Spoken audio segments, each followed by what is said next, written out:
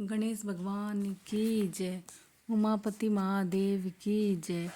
माघ मास महात्म्य। दूसरा अध्याय। स्नान, ध्यान व दान का महत्व।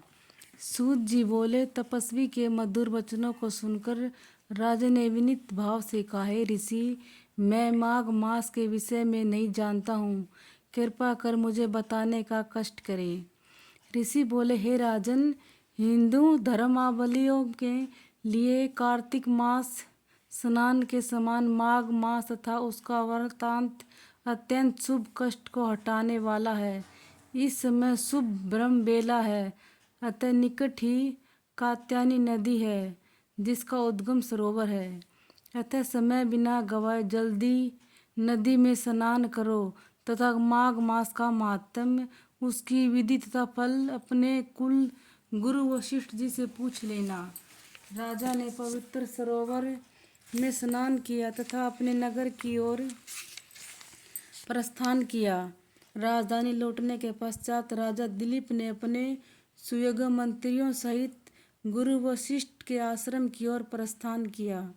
गुरु वशिष्ठ के आश्रम में पहुंचने के पश्चात राजा ने ऋषि को साष्टांग प्रणाम किया तथा अपने आने का प्रयोजन बतलाया तथा माघ मास का वृत्तांत तथा उसका महात्म्य व्याख्या सहित तथा विधि सहित सविस्तार जानने की इच्छा बताई।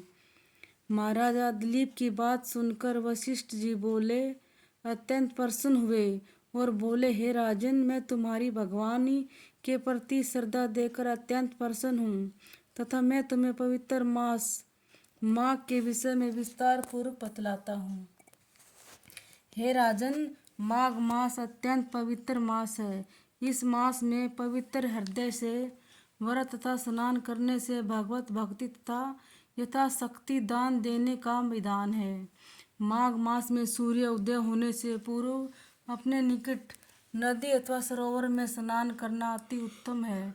यदि निकट में गंगा, यमुना अथवा प्रयागराज तीर्थ हो तो सोने पर सुहागे के समान है।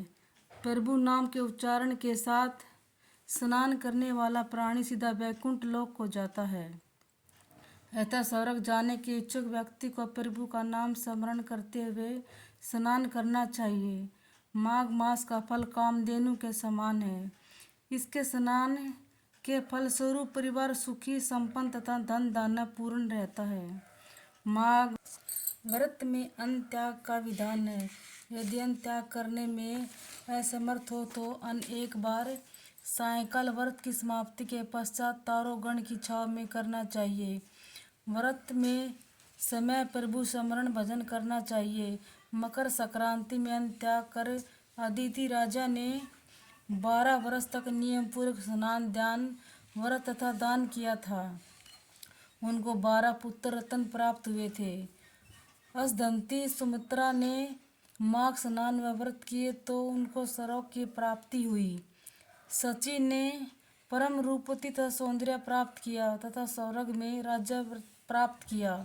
माघ स्नान से सुबुद्धि प्राप्त होती है, पापों का नाश होता है तथा प्राणी को स्वर्ग लोक की प्राप्ति होती है। माघ स्नान करने वाले प्राणी को स्नान के पश्चात जल, तप, भगवत भक्ति तथा भजन में लीन रहना चाहिए तथा यथाशक्ति दान देना चाहिए। माघ मास में दान पुण्य का विशेष महात्म्य है। माघ मास में गोदान करने वाला उतने समय स्वर्ग में निवास करता है जितने गौ शरीर में रोम होते हैं। माघ मास में तिल, गुड़ के दान का विशेष महात्म्य है। इसके दान में सभी पाप नष्ट हो जाते हैं। तिल के दान से पापों का नाश होता है, हृदय निर्मल हो जाता है। पितरों के तर्पण से प्राणी वैकुंठ धाम को जाता है। भृगु ऋषि ने मणि पर्वत पर विद्याधरों से कहा कि आकाश की शोभा सूर्य से, कुल की शोभा संतान से तथा उसी प्रकार तप की शोभा दान से है। अतः माघ मास में स्नान और दान का अति महत्व है। बोलो कृष्ण भगवान की जय। दूसरा अध्याय समाप्त। उमापति महादेव की जय।